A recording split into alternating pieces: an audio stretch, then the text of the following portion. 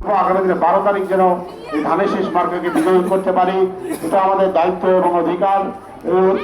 আর উনি ব্যারিস্টার কামরুজ্জামান ভাই আপনাদের সঙ্গে অনেকবার দেখা করতে চেয়েছেন, কিন্তু ফুলবাড়ি পার্বতীপুরের আপনারা জানেন বিশাল একটা এরিয়া।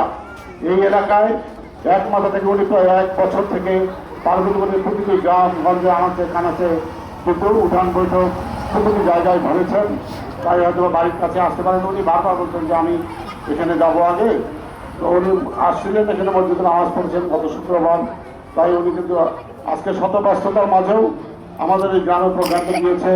তাই সম্মানিত উপস্থিতি, এ পর্যায়ে বক্তব্য রাখার জন্য আমি আহ্বান জানাচ্ছি আমাদের গ্রামের আপনাদের গ্রামের সন্তান ফুলবাড়ি পৌর কৃষকদলের সাধারণ সম্পাদক শাহজাহানকে কিছু বলবার জন্য বিনীত আহ্বান জানাচ্ছি।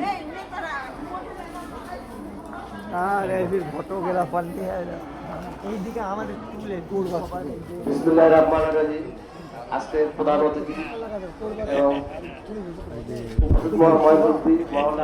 মা বোনেরা, চাষিরা এবং সবাই